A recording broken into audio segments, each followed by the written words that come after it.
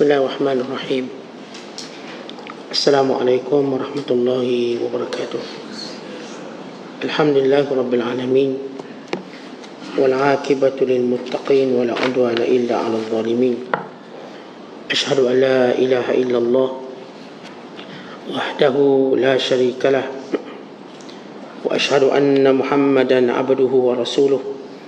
Allahumma salli wa sallim wa barik ala sayyidina Muhammad wa ala alihi wa sahbihi ajma'in, amma ba'du. Wa qala al-musannifu rahimahullahu ta'ala wa nafa'ana Allahu bihi wa bi'ulumihi fid dharain amin. Telah berkata Imam al-Allamah Syekh Abdul Qadir Al-Jilani, semoga Allah Ta'ala merahmatinya dan kita mendapat manfaat serta barakah ilmunya. Syurga itu semuanya kebaikan, semuanya nikmat, semuanya rehat, pemberian tanpa kira. Membicarakan tentang lingkungan ini tergantung kepada hadirnya hatimu kepada Allah Ta'ala, bukan kerana sesuatu sebab musabab duniawi atau ukhrawi atau yang berkaitan dengan manusia. Hadirnya hatimu dengan Allah Ta'ala tidak betul melainkan sesudah mati dan merealisasikan ingatan kepadanya, yakni kepada mati. Bila engkau lihat, engkau teringat mati, dan bila engkau dengar, engkau teringat mati. Mengingati mati itu pada hakikatnya dengan penuh kesedaran. Engkau membenci, menghalang semua kesenangan. Ingatlah kepada mati, kerana mati itu sudah pasti kedatangannya. Jika hati itu betul, maka semua bicara yang keluar daripadanya turut menjadi betul dan hak, tidak akan ditolak oleh sesiapa pun. Hati berbicara dengan hati, batin dengan batin, khalwat dengan khalwat, maknawi dengan maknawi, pati dengan pati, yang betul dengan yang betul. Maka ketika itulah bicara yang dikeluarkannya itu masuk ke dalam hati. Umpama diletakkan benih pada bumi yang subur, baik, tidak keras, nanti benih itu pasti akan tumbuh juga. Jika betul hati itu, dia menjadi sepohon yang berdahan penuh dengan dedaunan dan buah-buahan yang bakal memberikan manfaat kepada manusia, jin dan malaikat. Tetapi jika hati itu tidak betul, maka tidak ada bezanya dengan hati binatang yang berbentuk tetapi tidak bermakna. Umpama bekas yang tidak boleh dipakai, atau pohon tanpa buah-buahan, sangkar yang tidak punya burung di dalamnya, rumah yang tidak berpenghuni, peti yang penuh dengan dirham dan dinar dan mutiara tanpa ada orang yang membelanjakannya, ataupun umpama jasad tanpa roh, seperti jasad yang disumpah menjadi batu. Maka semua itu adalah gambaran sahaja tanpa ada makna. Hati orang yang membelakangi Tuhan, yang mengkufuri nikmat Tuhan, adalah hati yang disumpah, yang dilaknat. Kerana itulah Allah Ta'ala telah menyamakannya, yakni menyamakan hati itu dengan batu. Allah Ta'ala berfirman, summa qasat qulubukum min ba'di dhalik fahiya kal hijarati aw ashaddu qaswah. Kemudian keras hati kamu sesudah itu, maka dia umpama batu atau lebih keras dari batu. Suratul Baqarah ayat 74. Apabila kaum Bani Israel tidak mengamalkan apa yang ada dalam Taurat, Allah Ta'ala lalu menyumpah, yakni melaknat hati mereka menjadi batu dan menghalau mereka dari mengamalkan apa yang ada dalam Al-Quran dan menjalankan hukum hakamnya dengan baik. Nescaya Allah akan menyumpah hati kamu serta menghalau kamu dari pintunya.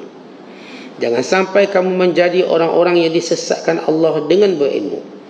Jika kamu belajar kerana manusia, kamu akan beramal kerana manusia.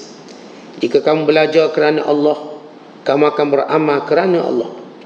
Jika engkau belajar kerana dunia, engkau akan bekerja kerana dunia.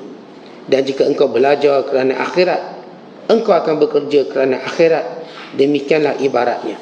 Muslimin dan muslimat, sedang penonton yang dirahmati Allah sekalian, sesudah kita membicarakan tentang bagaimana perlu kita melepaskan pergantungan dan hubung kait kita dengan manusia, ingatan kita pada manusia, supaya kita benar-benar mengingati Allah Ta'ala yang merupakan sumber kehidupan kita, yang menjadikan kita kuat, yang menjadikan kita bahagia, yang menjadikan kita mencapai cita-cita kita yang sebenar, iaitu redha Allah Subhanahu Wa Ta'ala yang membawa kita kepada syurga.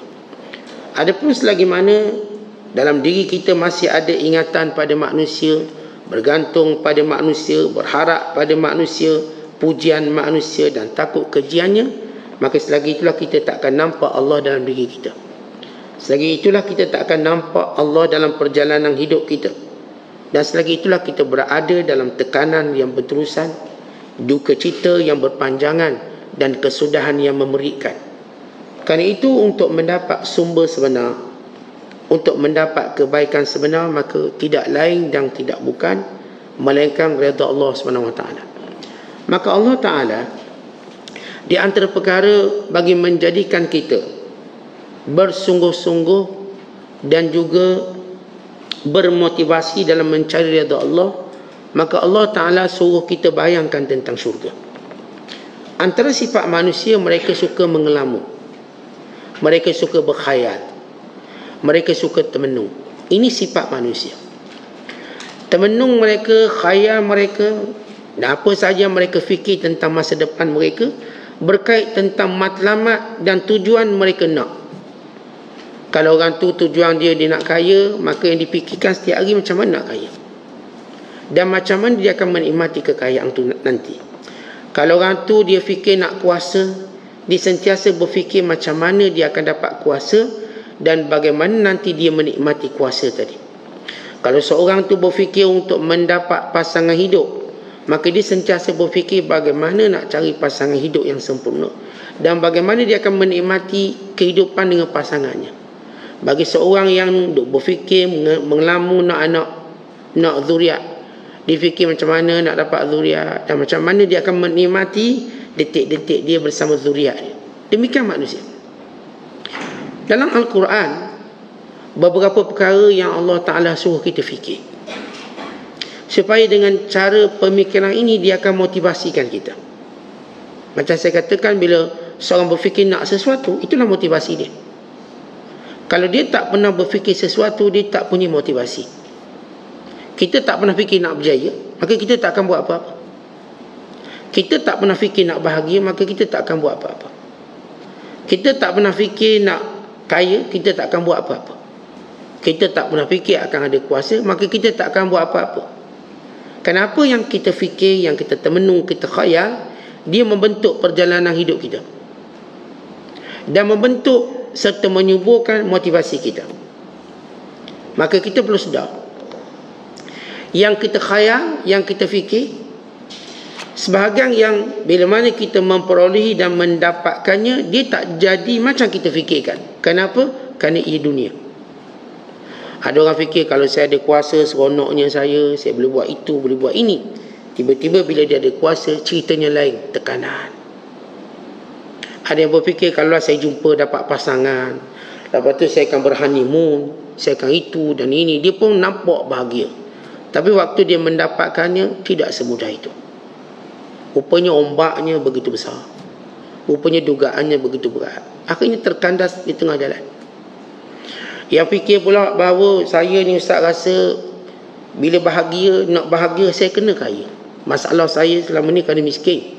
Maka dia pun pasang angang-angang, duk termenung, bercita-cita, buat strategi, dia pun kaya. Akhirnya dapati kaya tak macam yang difikirkan. Taklah membahagiakannya macam dibayangkan waktu dia miskin. Dia ada masalah lain pula. Demikian manusia. Dengan apa yang dikhayalkan, dengan apa yang difikirkan, dengan apa yang dicita-citakan, akhirnya dia mendapati apa yang dia perolehnya semua baik. Mereka satu perkara yang manusia jangan fikir dan jangan termenung ke arahnya. Apa dia? fikirkan tentang syurga. Kerana manusia bila mana difikirkan syurga, maka dia akan peroleh lebih baik daripada apa yang difikirkan. Sebagaimana Allah Ta'ala sebut dalam Al-Quran. Bila Allah Ta'ala menyebut dalam Al-Quran, فَلَا تَعْلَمُ نَفْسٌ مَا أُخْفِيَ لَهُمْ مِنْ قُرَّةِ أَعْيُنٍ جَزَاءً بِمَا كَانُوا يَعْمَلُونَ. Tidak ada yang dapat mengetahui yang sebenar apa yang kami siap dan sediakan untuk hamba kami yang beriman daripada perkara yang membahagiakan mereka sebagai balasan perbuatan baik mereka. Tuan-tuan, semua benda atas dunia indah khabar dia rupa.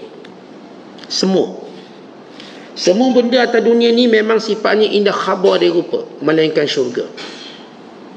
Indah rupanya daripada khabarnya. Hak dunia ni kalau orang cerita, orang cerita ke kita ni, perempuan ni lawa bagus, kalau ambil jadi menantu bagus, ambil jadi bini bagus, maka cerita macam perfect. Bila dia dapati, taklah macam dia cerita, jauh panggang dari api. Ni cerita lelaki ni bagus, soleh orangnya, bla bla bla. Bila dapat, jauh panggang dari api. Demikian setiap kali dunia kita duk jangkakan, natawaqqa annahu ahsan mimma qila lana atau mimma sami'na. Kita duk jangka, duk sangka dia lebih baik macam daripada kita dengar. Rupanya tak. Kenapa? Kerana ia dunia. Ustaz, kalau orang tu kata, taklah Ustaz, saya tengok lebih baik daripada apa saya dengar. Tunggu beberapa hari dia akan dapati tak macam tu pula. Kerana semua nikmat dunia bosannya cepat. Nikmat dunia, kalaulah nikmat dunia tak bosan, tuan-tuan tak akan tukar pakaian tiap-tiap hari. Kenapa tuan-tuan tukar pakaian tiap hari? Sebab nikmat itu membosankan. Kalau hari ni saya pakai hitam, esok saya tak pakai lagi ni, mungkin saya tukar warna lain pula. Kenapa? Kerana ia dunia. Sebab tu tuan-tuan ada baju satu almari. Kenapa? Kerana nikmat dunia membosankan. Kalau benar nikmat dunia tak bosan, kita pakai baju tu selai sampai mati. Kenapa? Cantik Ustaz. Tak habis lagi cantik Ustaz, walaupun 20 tahun saya beli. Bohong. Tak ada orang dibeli baju yang dikata lawa lalu disanggup pakai tiap-tiap hari. Takkan ada. Sama juga makanan. Sedap makanan. Orang kata biasa-biasa je Ustaz, tapi sedap sungguh. Cuba makan seminggu tengok. Kita mula rasa bosan. Muntah kita. Sebab itu nikmat dunia kita tak boleh menikmati sepenuhnya. Nikmat dunia sehebat mana pun kita tak boleh menikmati sepenuhnya. Bahkan kita tidak boleh menikmati seluruh usia kita. Tak tahu usia kita berapa tahun, letaklah 60, 70. Letak satu nikmat, anak. Sayangkan anak. Apakah benar kita akan menikmati nikmat anak sepanjang usia kita? Sampai masa dia pun masuk asrama, dah habis dah nikmat. Dah masuk universiti. Sama masa dia kahwin, beranak pinak, dia dah kerja jauh dah tak ada. Balik pun hari raya. Itu pun kalau tak ada PKP. Ada PKP tak balik pula. Maksudnya kita tak boleh menikmatinya. Kita akan terhalang menikmatinya. Walau apa pun usaha kita letak untuk kita menikmati nikmat dunia dengan sepuasnya, kita akan terhalang. Sedap makanan ni akan terhalang dengan sebab kencing manis, darah tinggi, gaut, jantung. Terhalang. Sedapnya benda tu, benda ni terhalang dengan jarak pula jauh. Kerana dia nikmat dunia, Allah tak izinkan kita menikmati sepenuhnya supaya kita tahu kita ada nikmat lebih agung, lebih hebat. Namanya akhirat dan namanya syurga. Kalau kita baca Quran, apatah lagi kita baca hadis Nabi SAW, dan kita baca huraian ulama tentang syurga, yang menjadi masalah kita, kita tak pernah bayangkan syurga. Dan kita tidak termenungkan tentang syurga, berkhayalkan tentang syurga. Sebab itu kita tak ada motivasi buat amal akhirat. Cuba kita bayangkan syurga yang Allah Ta'ala cerita. Di dalamnya tidak ada kematian. Allah, saya tak mati di situ. Ya, itulah syurga. Di dalamnya kita tak akan berumur tua, melainkan muda belaka. Muda kita tak tua. Ni tuan-tuan, tiap-tiap hari kita makin tua. Kita makin tua. Orang tanya kepada seorang ulama, Muhammad bin Wasi'. Orang tanya, wahai Syekh, apa khabar kamu pagi ni? Lalu kata dia, apa pandanganmu seorang yang setiap hari melangkah lebih dekat kepada akhirat? Setiap hari ni langkah kita makin ke akhirat, atau dengan makna lain, langkah kita makin hari makin dekat dengan kematian. Apa pandanganmu? Tuan-tuan, kita duduk melangkah setiap hari, kita makin dekat dengan akhirat. Yang ni kita makin dekat dengan kematian. Bagaimana kita nak gembira dengan dunia ni? Setiap hari ni kita sedang meniti usia tua. Cepat lambat gilah kita. Bila kita fikir tentang syurga, di dalam syurga ni tak ada orang tua. Dan manusia tak akan tua. Dia punya resepi dia ialah amal soleh. Obat untuk kita berawet muda sentiasa ialah amal soleh. Bukan kapsul tu, bukan ubat tu. Bukan serum tu, bukan tonik tu. Kalau hari ni orang nak muda, dia buat suntikan. Botot misalnya. Tegang kulit. Sampai nak senyum pun tak boleh. Tegang sangat. Hari ni orang nak muda duk makan kapsul tu, duk cocok serum tu. Akhir orang tengok pun serung tengok dia. Kita nak muda dengan cara mustahil. Ya, ada orang cuba nak muda. Dia lupa bahawa umur kita makin tua. Walau kata nampak muda, orang tengok IC dia tahun 50-an dia. Orang kata dia tua. Anak-anak dia pun tunggu waktu bila mak nak mati. Kalau dia tak mati-mati, maka anak-anak kata mungkin bela hantu raya tak mati. Sebab manusia akan mengingkari orang yang umurnya tua. Kita akan ingkari. Sebab kita tak boleh terima orang tu bila dia tua sangat. Kita akan tanya, kenapa dia tak mati lagi? Kita tanya. Sebab patut mati dah. Dan bila mana orang tua ni mati, kita kata patutlah dia dah tua. Sebab kematian dalam surat beranak, surat kematian, sebab kematian tua. Kerana tua memang patut mati. Semua orang saya katakan akan mengingkari bila orang tu terlalu tua. Wartawan kata, pakcik, macam mana pakcik boleh tak mati lagi ni? Tanya. Apa rahsia tak mati lagi? Maknanya kamu kena mati. Orang tanya kita. Sebab manusia akan mengingkari orang yang tua. Kerana ini dunia. Tentang kita bayangkan dalam syurga, dia punya tonik sebenar amal soleh.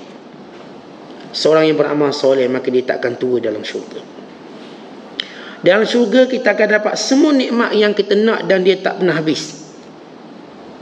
Dan dia tak pernah kita dihalang untuk menikmatinya dengan apa pun sebab. Kerana dalam syurga tiada jarak yang menghalang. Tiada sebab-sebab yang boleh menghalang kita menikmati syurga. Tapi di dunia macam saya katakan, walau orang tu dia kaya macam mana pun, dia dihalang menikmati banyak nikmat. Dia kaya, tapi dia tak boleh makan tu, tak boleh makan ni. Last kali dia cuma makan ubat. Makan ubat ni. Sarapan ubat, tengah hari makan ubat. Padahal dia boleh beli semua benda, tapi dia tak boleh makan. Saya pernah cerita kisah seorang tokoh minyak terbesar di dunia. Di Amerika Syarikat. Kaya. Dia simpanan minyak antara terbesar di dunia. Ada satu syarikat namanya Standard Oil. Besar syarikat tu. Owner dia cuma boleh makan biskut. Duduk atas kursi roda, biskut cicah air. Itu je makanan. Dia tidak dapat menikmatinya. Kenapa? Kerana itu dunia. Dunia sampai masa kita tak boleh menikmatinya. Kita akan dihalang. Kerana tua, kerana sakit, kerana jarak, kerana jemu dan bosan. Ini semua penghalang kita menikmatinya.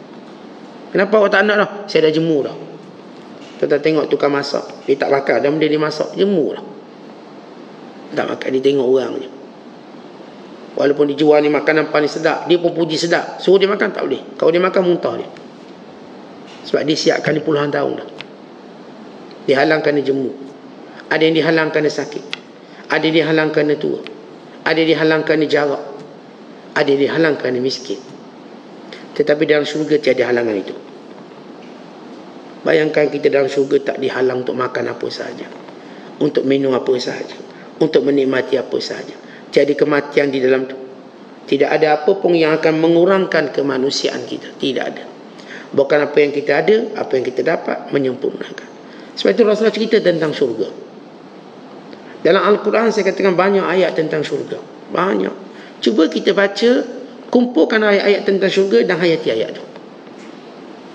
Lihat kehebatan syurga. Lihat bagaimana keindahannya, bagaimana kedamaiannya. Ini sungai susu, sungai madu, sungai arak, sungai air yang nyaman rasanya yang mengalir. Ini batu-batu permata, emas perak yang menjadi dinding dan juga menjadi istana. Ini mutiara yang membentuk khaimah-khaimah dalam syurga. Ini buah-buahan yang hampir, yang dekat, yang boleh dipetik mengikut apa cara kita nak. nak cara baring, nak cara duduk, buah-buah yang datang pada kita. Bila ahli syurga nak petik buah, dia tak perlu panjat pokok. Kerana tangkai buah itu akan mengikut keadaan dia duduk. Kalau dia berdiri, maka dia akan capai dengan cara berdiri. Kalau dia duduk, maka dia rendahkannya untuk dia memetiknya. Kalau dia baring, rendah untuk dipetik dan kadang dia berbaring. Ini pohon syurga.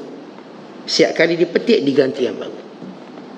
Disebut dalam hadis, bila mana ahli syurga memuji sesuatu, maka terus dia menjadi hidangan di hadapan matanya.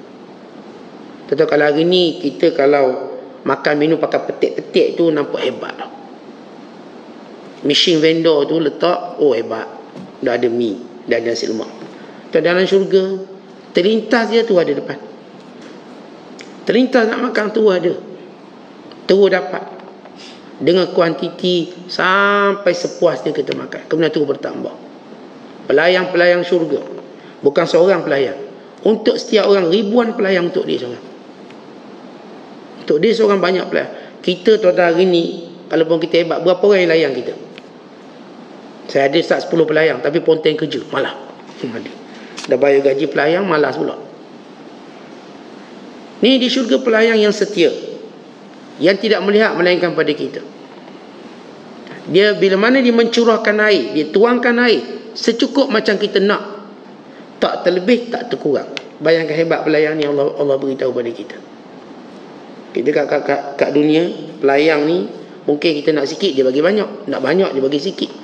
Kadang-kadang kita order teh tarik, datang Nescafe tarik. Pelik pelayang ni, tulis. Sebab dia pelayang dunia, memang dia pening macam tu. Kita order macam-macam, dah tulis sampai melai. Dia jangan marah kerana itu pelayang dunia. Dia akan buat kesilapan dia. Tapi ini pelayang syurga yang tidak pernah tersilap, yang tidak pernah kita katakan matanya sentiasa melihat kepada orang yang dilayannya, sentiasa melihat kehendak, keperluan. Ini hidangan daripada piring-piring emas dan perak. Nabi SAW menceritakan bagaimana kenderaan di syurga. Mereka menaiki kuda-kuda terbang yang dicipta daripada permata zamrud. Ini kuda ni bukan kuda yang dibentuk daripada daging, ni daripada permata naik, bertatah permata. Dan mereka berlumba seiringan, jalan seiringan. Bila mana mereka nak bersembang, maka kursi yang mereka duduk, atau disebut araik, sofa dan terjemahan Melayu. Kalau tengok terjemahan Indonesia dia panggil dipan. Nah, bahasa Arab araik, terjemah bahasa kita sofa, tempat dia duduk paling rehat. Alal araiki muttaqiun, sambil mereka bersandar pada sofa, sambil mereka duduk dalam keadaan paling santai. Lalu sofa ini bergerak mengikut apa yang mereka nak, untuk mereka bersembang kawan mereka, menziarahi kawan-kawan dan sahabat mereka. Tentang kita masalah kita sekarang, sebab kenapa kita tak bermotivasi untuk buat amal akhirat? Kita tak pernah bayangkan syurga. Sebab tu kita tak motivasi. Kita cuma bayangkan kekayaan dunia, maka kita motivasi ke arah tu. Tu tak tidur malam kerja, kerana motivasi di situ. Tapi bila kita dapat, kita tak dapat menikmatinya. Bila dapat terpaksa sorok pula duit. Kenapa? Ni ada lembaga cari siasat, lembaga hasil dalam negeri. Sebab bilalah lembaga ni nak hilang, kata orang kaya. Ada setengah tu dia nak marah ke lembaga. Dia lah, saya tak marah, saya tak kena, tak apalah. Nak marah. Dia kata nanti Nabi Isa turun, dia akan memecahkan salib. Pecahkan salib. Yukassirus salib. Wa yaqtulul khanazin. Dia akan membunuh babi. Dan dia akan hapuskan LHDN ni, cukai. Dia punya marah dia. Dia tafsiran dalam hadis sebut, kalau kita baca hadis Nabi Isa turun, apa yang Nabi Isa buat? Dia akan mengarahkan dibunuh semua babi. Dan juga dipecah dan dipatahkan salib. Dan Nabi Isa tidak akan mengenakan sebarang cukai dan tidak menerima sebarang cukai atau jizyah, melainkan Islam. Kena orang dulu, kalau orang kafir tak nak masuk Islam, maka dia bayar jizyah, wang perlindungan. Apa maksud wang perlindungan ni? Bukan macam gangster minta wang perlindungan. Jizyah ni di mana orang bukan Islam, dia akan duduk dalam negara Islam dengan aman, bebas berbisnes, bebas apa-apa pun. Dan dia bila berlaku perang, dia tak payah perang. Orang Islam akan berperang menjaga mereka. Maka duit itu yang dibayar, jizyah. Sebab orang Islam ada komitmen tentang zakat yang banyak. Kita ada zakat harta, zakat pendapatan, zakat ternakan, zakat. Orang kafir tak ada apa komitmen. Maka Islam mengenakan kepada mereka satu komitmen, jizyah. Namun aneh, jizyah ini hanya dikenakan kepada lelaki, bukan perempuan. Lelaki kafir yang sihat tubuh badan, yang bekerja. Adapun kalau orang tu tua, kalau orang tu tak sihat, maka tak dikenakan jizyah. Tak dikenakan. Jizyah hanya kepada yang mampu bekerja untuk dibayar, bukan perempuan. Dan ianya dibayar mengikut status sosialnya. Kalau dia orang kaya, dibayar banyak sikit. Kalau dia orang miskin, dia akan bayar sikit. Tapi syarat jizyah, dia ada kemampuan untuk bekerja. Kalau kata Ustaz, jizyah ni macam tak betul pula, sebab ni macam cukai-cukai ni.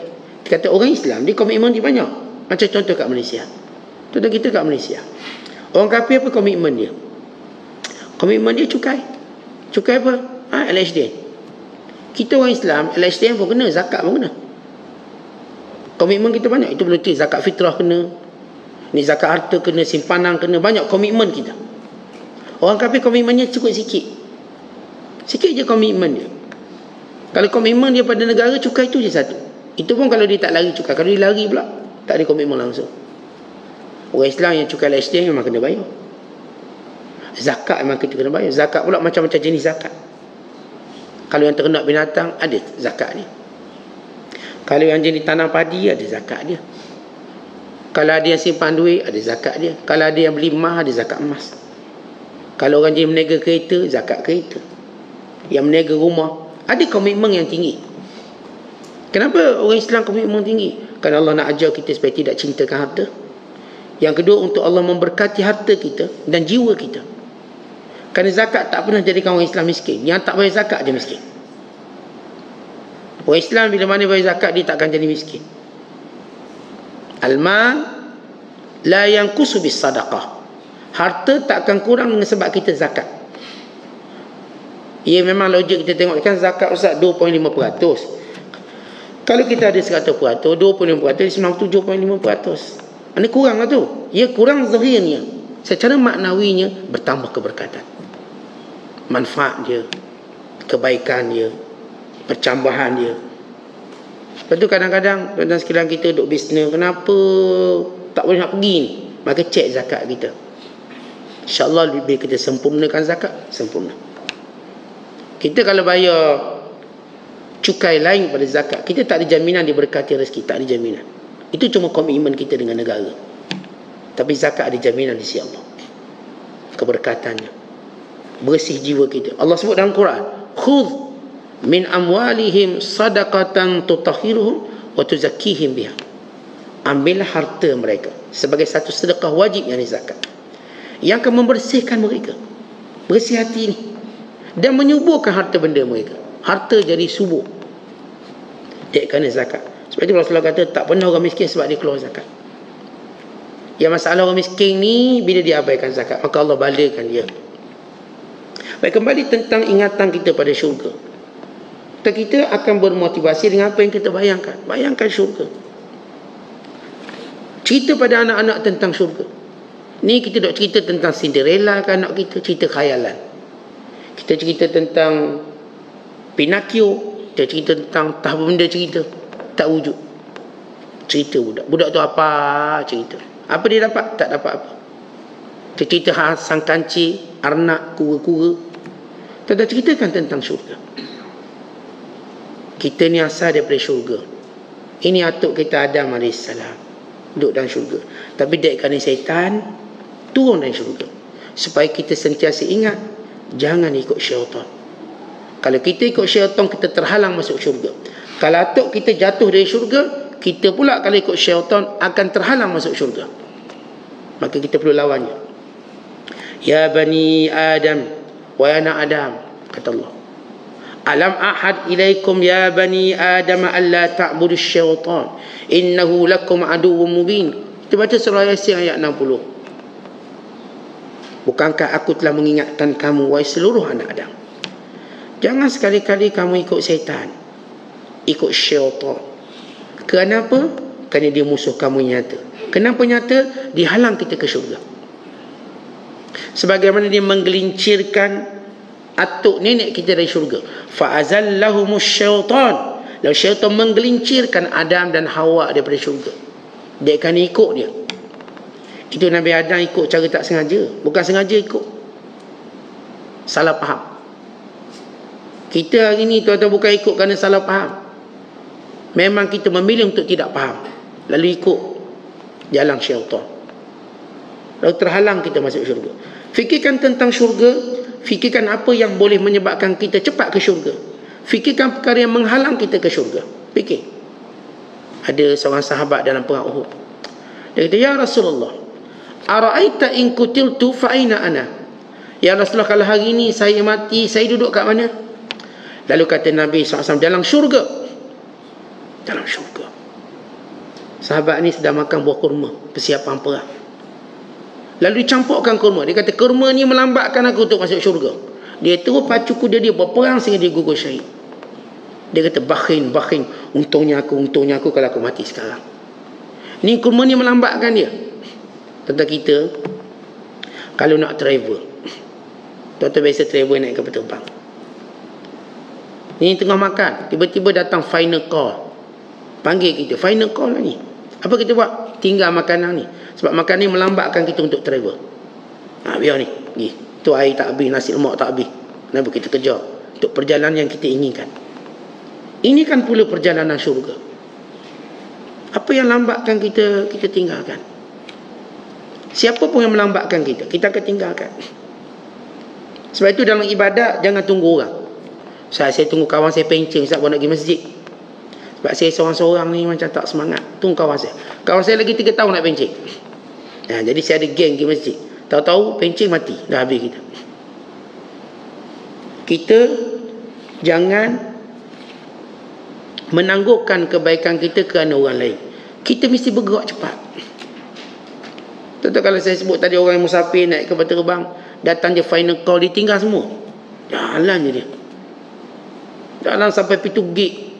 Ni tak senang hati ni. Takut gate tutup pula. Sampailah dia masuk dalam kapal terbang, dia pun tenang. Demikian orang beriman. Fikirlah apa yang menghalang kita dari syurga, apa yang mempercepatkan kita ke syurga.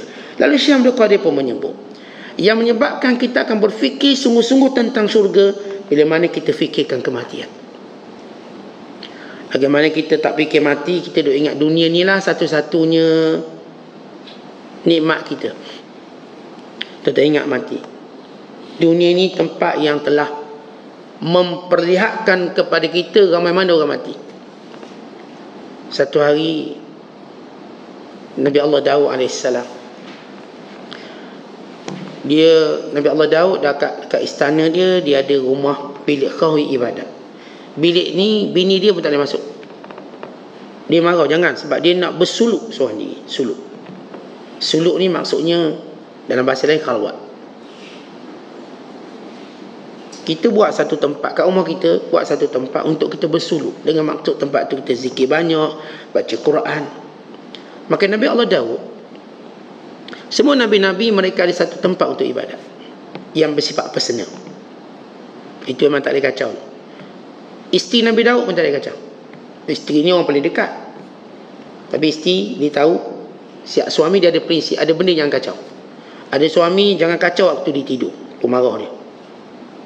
Ada suami pula prinsipnya jangan lambat makanan dia, marah dia. Dia ada prinsip masing-masing. Sama juga suami, dia pun tahu prinsip isteri dia. Jangan duduk atas tudung yang baru gosok, ngamuk dia. Itu prinsip dia. Tu tak berani. Semua orang kita tahu prinsip orang. Kita tahu prinsip orang. Kalau tuan-tuan bersahabat lama dengan dia, rapat, tuan-tuan tahu prinsip dia. Yang tu kita tak usik, kita takut. Kita hormatlah, tak nak. Ni kalau cakap bab ni mesti gaduh, kita pun tak nak cakap. Jadi antara prinsip Nabi Allah Daud, tempat dia semayang tak boleh orang masuk. Dia seorang. Satu hari isteri dia tengok pintu tu terbuka. Dia tengok ada orang dalam. Habislah, kata dia. Mengamuklah Nabi Daud. Orang dia pula tak kenal. Siapa? Maka Nabi Allah Daud AS sesudah dia uruskan kerajaannya, memerintah. Dan kita tahu bahawa Nabi Daud ialah Nabi yang pertama menjadi raja. Diikuti oleh keturunannya seperti itu Sulaiman, kemudian Zulkifli, Nabi Ilyas, Ilyasa, Zulkifli. Ini Nabi-Nabi alaihissalatu wassalam berstatus raja. Raja dan Nabi. Maka Nabi Allah Daud ni lah Nabi pertama jadi raja yang memerintah Bani Israel. Lepas habis dia selesaikan urusan pemerintahan, dia pun nak balik untuk bermunajat. Dia bukan balik tidur. Kerana pada Nabi dia bagikan dua masa dia. Masa untuk dengan rakyat, masa dia dengan Allah. Masa dia, taf cara dia. Tiba-tiba dia lihat ada satu makhluk masuk dalam. Dia kata, "Man ant?" Awak ni siapa? Siapa mu ni? Lalu jawab lelaki ini, "Man la yahabal muluk, man la yahabul muluk, wala tamna minhul qusur, wala yaqbalur rasha." Aku yang tak takut raja, dan tidak ada istana yang boleh menghalang kau masuk, dan aku yang tak terima rasuah. Kata lelaki ini, la yaqbalur rasha, aku tak terima sogokkan rasuah. Lalu kata Nabi Allah Daud, "Faizan anta malakun maut." Kalau macam tu kamu ni malakul maut. Kan inilah makhluk yang tak pernah takut pada mana-mana raja. Sebab tu raja pun mati. Kalau malaikat takut raja, raja tak mati. Raja mati. Penguasa mati. Dan aku ialah orang yang tidak pernah terhalang oleh tembok-tembok istana. Letaklah bodyguard beribu pun aku masuk. Aku masuk. Dan aku yang tak pernah terima sogokan, tak payah nak tahu apa-apa, aku tak terima. Lalu kata Nabi Allah Daud, kalau begitu kamu ni adalah makhluk maut. Ya. Dah datang buat apa? Nak cabut nyawa. Lalu kata Nabi Allah Daud, "Ataitani walam asta'idda ba'd." Kenapa kamu datang dan aku belum bersedia untuk mati? Ini Nabi Allah Daud duk qiyam mulai siang malam, dia pun rasa belum bersedia. Kita yang tidur tak malam, siang pun tidur. Lagilah kita tak bersedia. Ni Nabi Allah Daud yang sentiasa ibadat, dia rasa dia belum bersedia. Dia kata, "Ataitani walam asta'idda ba'd." Kamu datang kepadaku dan aku belum bersedia. Kamu tak royak, tak beritahu. Lalu kata malaikat maut, "Aku dah beritahu. Siap manusia akan aku beritahu dia bahawa aku akan datang. Aku akan beritahu." Lalu kata Nabi Daud, "Beritahu macam mana?" Lalu kata malaikat maut, "Aina fulan qaribuka? Aina fulan jaruka?" Qala ma? Qala, "Ama kana laka fi haula'i ibrah litasta'id." Mana jiran kamu yang sebelah dulu? Mati dah. Keluarga kamu yang tu mati dah. Oh, yang ni mati dah. Bukankah itu pemberitahuanku bahawa kamu akan mati? Sudah kita tanya, ni ada ke tanda nak mati? Ada. Bila mati adik-beradik kita, itu tanda waktu kita akan mati. Dah mati jiran kita, itu bererti tanda kita pula akan mati. Dah mati kawan-kawan kita, seorang demi seorang, satu demi satu, itulah tanda kita akan mati. Bukankah itu pemberitahuan malaikat maut yang kita ambil pengajaran? Kata malaikat maut, bukankah kematian mereka itu semua cukup sebagai pengajaran bahawa waktu kamu akan sampai? Tuan-tuan, bila kita pergi kubur, bila kita mengiringi si mati, berarti apa? Berarti tanda kematian kita hampir. Lepas mereka kita, memang tak ada orang lain dah kita. Mereka dah pergi, kita pula. Kita ni kadang-kadang jiran sebelah mati, tak rasa giliran kita lepas tu. Tengok abang kita mati, kakak mati, tak rasa giliran kita lepas tu. Tengok mak kita mati, ayah kita mati, tak rasa giliran kita lepas tu. Maknanya kita lalai. Kita lalai. Dalam riwayat yang lain, kata malaikat maut, tak ada seorang pun hamba Allah melainkan ada kepadanya 3 tanda kematian. 3 tanda. Kalau Nabi Daud tanya apa benda 3 tanda? Yang pertama, alam yanhani dhahruka, bukankah badanmu semakin membongkok? Bila kita makin membongkok, itu tanda kematian. Alam yashib sya'ruka, bukankah rambut kamu semakin beruban? Semakin berubah. Alam yamut jaruka, dan bukankah jiran kamu satu persatu sudah mati? Ada 3 tanda. Setiap orang kena alert benda ni. Pertama lihat ubang kita, tu tanda mati. Kalau Ustaz ni ubang penyakit Ustaz, silap pakai minyak rambut, jangan duk leka macam tu, ubang tak nak mati lah tu. Sebab itu makruh kita cabut uban, kerana ia tanda kita, tanda mati. Macam tuan-tuan cuba nak cabut signboard tengah jalan, boleh tak cabut? Saya nak cabut lah signboard ni, tak boleh cabut. Dia kekal menjadi ingatan. Susu ni, walaupun kita dah ada waste dah, walaupun kita dah tahu jalan tu, kita tetap tak boleh cabut papan tanda tu, kerana dia memberi peringatan kepada orang yang lupa. Uban kita ni tuan-tuan, kita tak boleh cabut. Apa hukum cabut uban? Makruh cabut uban. Misal kalau saya botak kan, macam uban habis cabut, itu kita bukan niat nak cabut uban, niat kita nak botak, lain. Jangan pula nanti bila pergi umrah, seorang awak cukur yang rambut hitam ya, rambut putih biar. Sebab apa Ustaz kata makruh ni? Maksudnya secara single, secara sendirian kita nak cabut tu tak boleh. Tapi kalau kita cukur kepala, ataupun kalau seorang tu digunting rambut sebab nak pendek, dia tak selesa panjang, yang digunting sekali uban lah, bukan niat asal cabut uban, tapi gunting rambut pendek, itu tak apa. Kena bezakan tu. Ni cabut ni dah ada uban, kita pun cabut, makruh. Taklah haram. Walaupun ada setengah pendapat kata dosa kecil, atau dosa kecil cabut uban. Uban mengingatkan kita pada kematian. Dalam Quran Allah menyebut, awalam nu'ammirkum ma yatadhakkaru fihi man tadhakkar wa ja'akumun nadhir.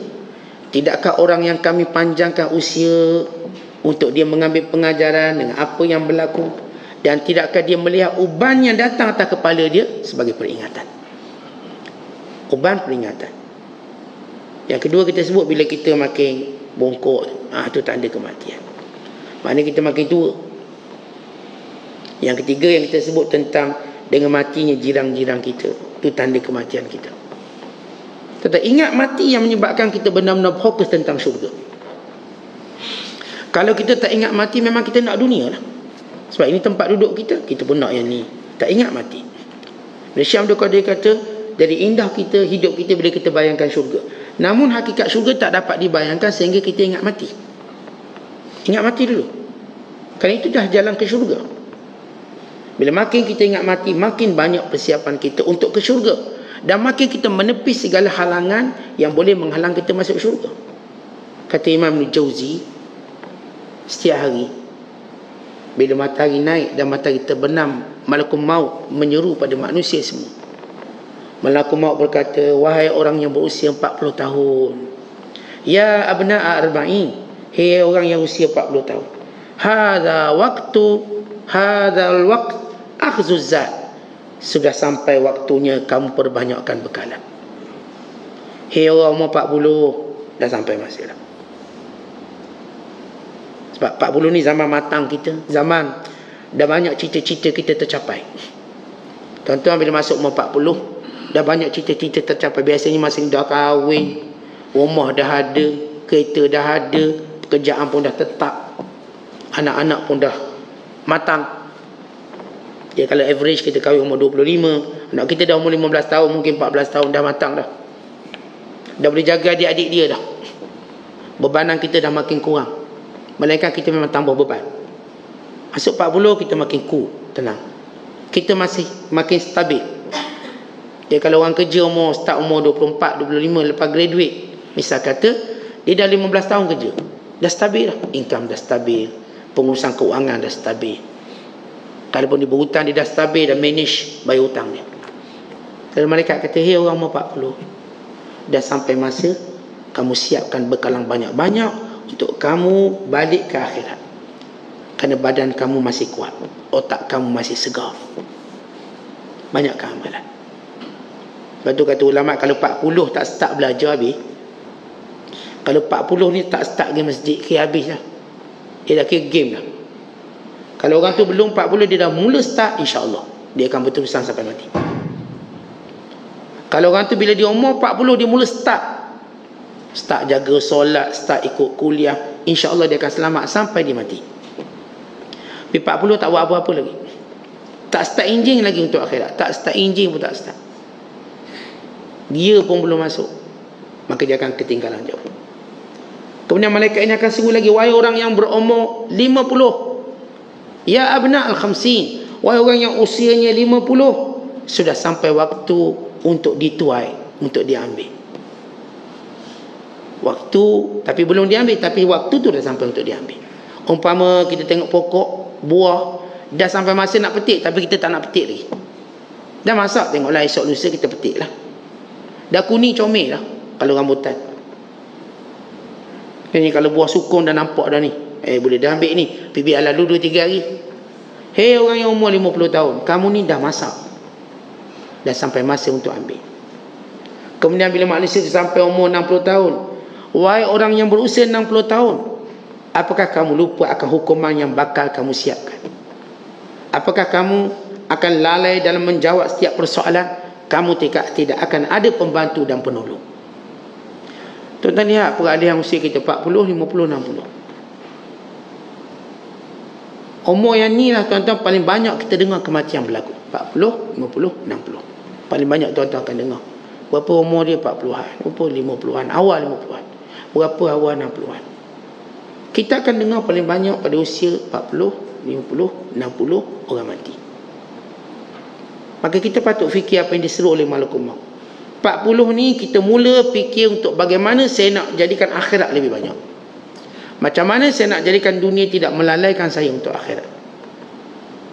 Bagaimana saya nak ingat mati dengan lebih kerap, dengan lebih banyak. Para ulama ajar pada kita macam mana kita nak ingat mati. Kita nak benar-benar ingat mati. Antaranya ialah bila kita melihat tanda-tanda kematian tu memang ada pada kita. Ni pakar-pakar usia dan umur manusia, mereka kata ada 10 tanda menunjukkan bahawa kita dah tak lama. Ya, ada 10 tanda kalau tuan-tuan tengok dalam diri ni tak lama dulu. Tak lama. Yang pertama, bila mana kita tidur makin banyak, tu tanda nak mati lah tu.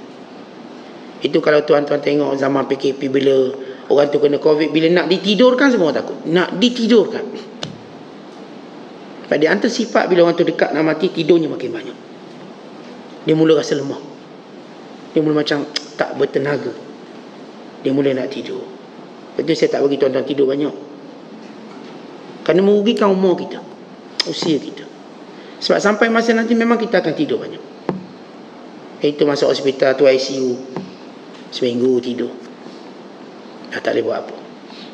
Kita tunggu sembuh ke mati, dua je.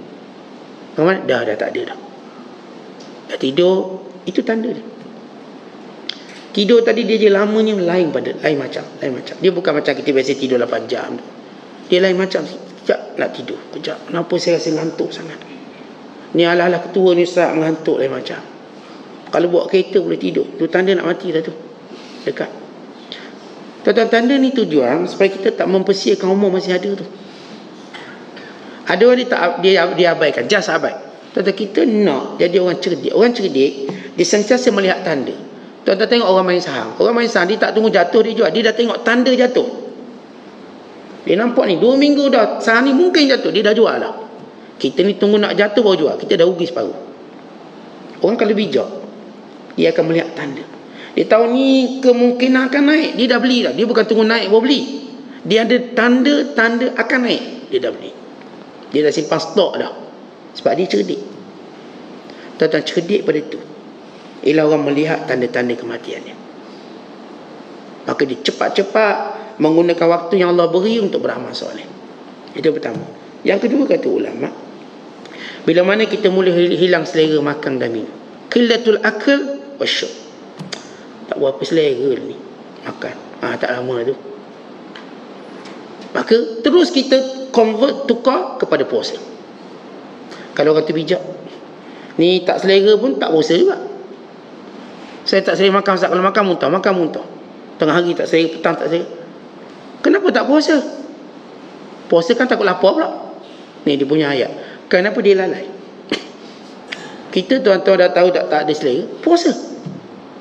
Itu cara kita katakan macam mana kita buat istidrakat. Kita kejar usia kita tadi. Jadi kalau kita tengok orang, sebab tu kalau kita tengok orang, saya tanyalah, orang kalau kena kanser, kena sekian-sekian, saya tanya macam mana kena? Dia mula-mula hilang selera makan, Ustaz. Kita tak selera makan. Memang tengok makanan sedap tak selera. Tahu-tahu ada kena buah pinggang, tahu-tahu kena kanser. Hilang selera makan. Tentu itu tanda kematian. Pagi-pagi makan banyak-banyak, Ustaz, takut hilang selera. Termaksud kita bila kita lihat tanda tu, kita ada satu amalan khas untuk cover tanda tu. Amalan khas. Kalau saya katakan tiba-tiba kita duduk ngantuk banyak sangat, gunakan berzikir selalu sikit. Kalau tiba-tiba hilang selera makan, tuan-tuan cepat-cepat puasa. Puasa. Jangan sia-siakan tanda tu. Yang ketiga, bila mana kita mula tidak mau bermasyarakat dengan orang, mula kita rasa nak menyendiri, nak seorang diri. Saya macam tak nak jumpa orang, Ustaz. Nak seorang diri. Orang pun tengok duduk dalam bilik je, suguh. Itu tanda dia. Sebab tu kan kalau kita tengok, tuan-tuan, bila orang nak mati, orang tanya macam mana ya? Orang tahu cara, apa ni, cerita tanda akhir. Oh, dia tiba-tiba dia macam tak nak cakap dengan orang, dia diam. Biasa dia cakap, tiba dia tak nak bercakap, dia pun tak nak datang ke tempat-tempat orang ramai. Kata itu tanda dia. Dia mula menyepi. Kalau kita tengok binatang, alam binatang, bila binatang tu nak mati, dia mula pergi tempat seorang-seorang, tempat sendirian, dia duduk situ. Itu tanda nak mati. Tak kira binatang apa. Nama kucing, kalau tuan-tuan beli kucing dekat nak mati, dia mula cari tempat tersorok. Kita sembuh lipas. Lipas ni sebelum dia mati, dia akan cari tempat tersorok untuk dia mati. Dia lari dulu, cari sorok belakang peti pun cari. Itu fitrah setiap makhluk Allah. Tetapi bila dekat nak mati, kita mula rasa macam nak bersendirian, tak nak lah. Ni kalau kuliah duduk jauh-jauh, nak seorang, duduk belakang begitu. Dia tak nak duduk tepi-tepi, takut orang tegur-tegur dia ni. Jadi itu di antara tanda. Jadi bila mana kita rasa, tuan-tuan rasa, saat saya rasa memang nak menyepi seorang diri, gunakan waktu menyepi tadi banyakkan untuk beribadat. Kalau saya tiba-tiba rasa saya memang tak nak jumpa orang, saya tak nak jumpa orang, saya pun kuliah dah tak nak dah, saya tak nak, maka saya mesti perbanyakkan ibadat ni. Kita, tuan kita, wallahu nabi sawab, saya lah secara pengalaman, saya kalau tengok orang tu mula ditinggal kerja utama dia, saya tahu ni tanda-tanda dia nak mati. Kalau dia dulu kerja mandi jenazah, dia mula tak nak mandi jenazah, dia macam tak nak. Itu dah tanda dia. Mana dia rajin buat benda yang biasa dia buat, dia masih lagi ada umur dia. Ini tanda. Tapi Allah menghendaki lebih lain daripada apa yang kita fikirkan. Saya sebut tanda-tanda. Bila kita tengok orang tu dia dah biasa, tiba dia tak nak dah. Biasa kuliah, tiba dah tak nak kuliah. Tu tak lama dah ustaz tu nak mati tu. Dia meninggalkan kebiasaan. Kita tengok orang tu biasa, dia tolong orang, akhirnya dia macam tak nak dah tolong orang. Dia macam nak seorang diri. Itu tanda dia. Asal dia rajin azan, lepas tu saya rasa malas dah azan. Tanda tak lama, dia pergilah dia tu. Sebab dia mula meninggalkan rutin dia. Sebab dia akan ada perasaan. Tuan-tuan, kita ada perasaan tu. Perasaan yang macam kita rasa macam aura kematian tu terlalu kuat. Bila mati tu menghampiri kita, dia punya aura di berbulan, bertahun sudah datang. Dan setengah manusia mula nampak sikap dia. Sebab itu semua orang kalau tuan-tuan bicara tentang mati, orang kata dia sebelum mati tu macam mana? Kata ni sebelum 2-3 hari tu dia bersendirian, dia mula baca Quran seorang-seorang. Biasa dia tak buat benda tu. Kita tahu dia ada tanda. Tapi tak ramai orang sedar tanda, dan tak ramai orang perhati. Sebab apa? Sibuk sungguh dengan dunia ni. Kita tuan-tuan duduk sibuk dengan dunia, kita tak perhati berpuluh tanda Allah hadirkan dalam diri kita bahawa kita dah nak mati. Kita terus lalai sampai mati terkejut macam tu.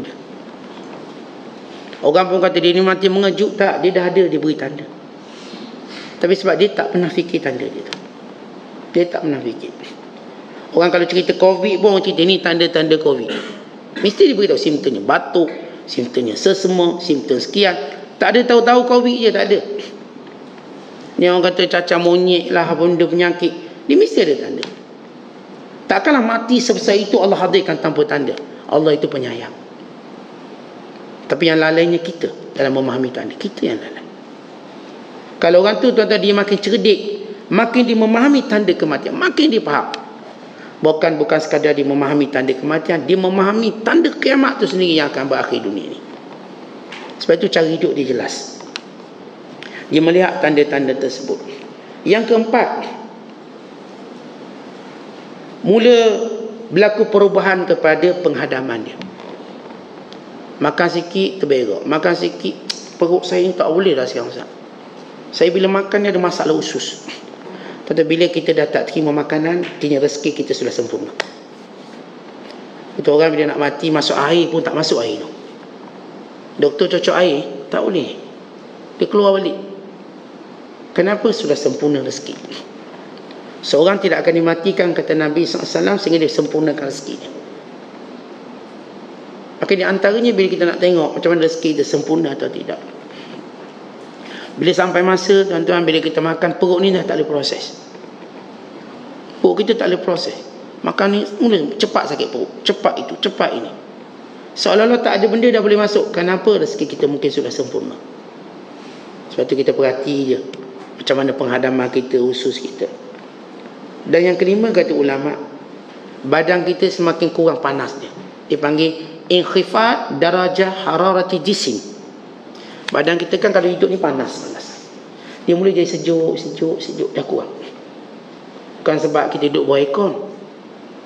Fizikal kita ni, kalau kita biasa tengok, kita pegang tangan kita ni panas, cepat merah, nampak darah tu naik. Muka kita cepat merah. Tapi mula macam muka kita pucat, darah mula berkurangan, badan kita mula sejuk. Orang pegang sejuk, badan orang sejuk. Saya ingat ada sahabat saya, cikgu lah, kawan kita. Dia tak mati, kita perasan muka dia mula-mula pucat. Tapi kita pun tak nampak sangat, tak macam tak merah, muka dia demam ke. Pucat. Dia bayarnya saya. Umur saya. Waktu itu, waktu saya mengajar. Sekitar dia 30-an, awal 30-an. Tapi kita boleh jumpa muka dia pucat. Sahabat saya kata, Syekh, anda nampak muka dia pucat, Syekh. Macam mana? Dia punya darajah ataupun tahap kepanasan fizikalnya mula menurun, mendadak. Rupanya tertanda dia nak mati. Sebab tu bila kita mula, orang tengok, muka awak ni kenapa nampak pucat je? Kenapa sekian? Itu tanda. Bukan kata kalau ada tanda terus mati, bukan itu. Maksud saya ialah tanda. Ada orang tu dia pucat 4 tahun tak mati-mati. Yang tengok dia pucat tu mati. Yang tengok dia tu. Saya tengok awak pucat, yang cakap tu mati. Tentang kita dari sudut hukum yang Allah tetapkan, tak ada orang boleh ubah. Tapi macam saya sebut, Allah yang Maha Penyayang, setiap benda Allah Ta'ala dia buat tanda. Dia akan buat tanda semua. Kita kalau nak kaya pun ada tanda-tanda nak kaya. Kita kalau nak miskin pun ada tanda-tanda nak miskin. Kita nak sakit ada tanda-tanda nak sakit. Mula sakit tekak tak bersedap ni. Tanda nak sakit lah tu. Mula rasa macam seram sejuk. Mula rasa macam kurang bersemangat. Allah yang Maha Penyayang jadikan tanda. Cuma saya katakan ramai orang tak pernah ambil iktibar dengan tanda. Tentang kalau nak datang taufan pun ada tanda. Ni kalau nak datang tsunami pun ada tanda. Ada tanda. Cuma orang tak tahu tanda tu, orang tak belajar, orang tak mengamati. Sebab itu Allah Ta'ala sentiasa suruh kita melihat dengan dalam sesuatu, kerana padanya ada tanda. Setiap benda. Kita pada diri kita banyak tanda. Banyak tanda. Jadi bila kita melihat atau kita tengok, kita mula rasa macam badan dah makin sejuk ni, maka itu tanda. Dan yang keenam, kata ulama, tandanya ialah mula badan kita rasa lemah. Dha'ful adalat. Biasa boleh angkat 5 kilo, ni angkat 4 kilo pun tak larat. Mula semua benda jadi macam berat sikit berbanding biasa. Orang biasa main gym, biasa angkat berat. Biasa saya angkat 10 kilo 10 kali. 10 kali. Ni 10 kilo boleh 5 kali je. Macam dah tak larat ni. Itu tanda ni. Jadi kurangkan pergi gym, banyakkan ke masjid pula. Sebab apa? Dah ada tanda mati tu. Dah nampak kita punya saraf kita, badan kita dah lemah.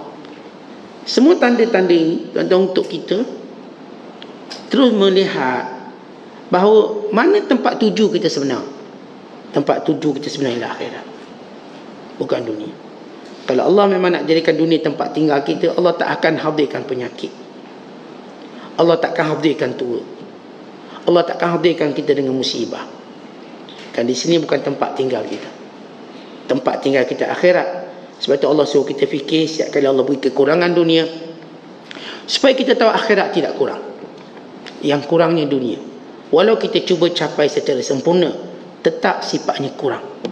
Kerana dunia tidak ada yang sempurna. Walau kita cuba buat sempurna, dia takkan sempurna. Pandangan manusia tak pernah melihat dunia itu sempurna, tetapi nafsu yang cuba melihatnya sempurna. Kata mata kita ni jujur untuk kata tak. Macam saya katakan, kalau tuan-tuan tengok suatu benda yang lawa, tapi sama tiap-tiap hari kita dah tak nampak lawa. Kalau tidak tuan-tuan, takkanlah orang, saya sebut tadi, orang sanggup tukar pakaian banyak, walau dia tengok pakaian tu paling lawa, tapi kayaknya dia dah bosan. Kadang tengok kereta pun dia dah bosan, dia tukar kereta lain pula. Kadang-kadang tengok rumah pun bosan, dia buat rumah lain pula. Kan itu dunia. Kita tidak boleh menikmati sepenuhnya. Maka ini sebahagian daripada tanda mati. InsyaAllah kita bicara lagi tentang tanda-tanda mati. Dan bagaimana para ulama menjadikan mati ini sebagai satu motivasi besar dalam mengubah kehidupan dia, dalam mengubah cara berfikir, dalam ingatan mereka pada mati, menjadikan mereka meninggalkan suatu benda yang paling bermanfaat pada manusia. Kita bukan cerita ingat mati dengan maksud putus asa. Orang yang ingat mati lalu dia meninggalkan dunia tanpa buat apa-apa, ini orang yang berputus asa. Tapi semua mereka yang ingat mati dengan cara yang Islam ajar, mereka meninggalkan sesuatu yang berharga pada semua manusia untuk menikmatinya. Kerana orang yang ingat mati, dia pasti berfikir untuk meninggalkan suatu amalan yang pahalanya berterusan walaupun dia dah mati, yang disebut sebagai jariah. Ini cara ingat mati yang sebenar, yang kita akan bicarakan kata-kata para alim ulama tentang bagaimana mengingati mati, membawa motivasi untuk kita dekat dengan Allah SWT, bahkan menjadikan seorang tadi akan keluar daripada mulut dan bicaranya hikmah kebenaran. Orang bila ingat mati, dia tak akan cakap bohong. Dia tak akan cakap bohong, dia akan cakap benar. Kebanyakan orang bila nak mati, dia cakap betul. Tapi orang yang ingat mati, dia sudah hidup untuk bercakap betul. Orang manusia umum, kat nak mati semua cakap betul. Itu kalau penjahat nak mati, tanya, siapa suruh upah awak datang, dia beritahu. Dia tak nak cakap bohong dekat nak mati dia. Siapa pun bila dekat nak mati, dia tak nak cakap bohong. Dan yang paling special pada itu ialah orang yang ingat mati, dia tak berfikir nak cakap bohong. Tadi saya kata orang dekat dengan mati, dia tak bohong. Kalau tuan-tuan ziarah orang yang nak kat mati, tanya apa, dia jawab betul. Dia tak akan bohong. Tapi lebih hebat pada itu ialah orang yang dalam hidupnya sentiasa ingat mati, dia sentiasa bercakap benar, percakapannya hikmah, percakapannya menjadi suatu mutiara dan kebaikan yang boleh mengubah ramai orang lain. Wallahu a'lam. Assalamualaikum warahmatullahi wabarakatuh.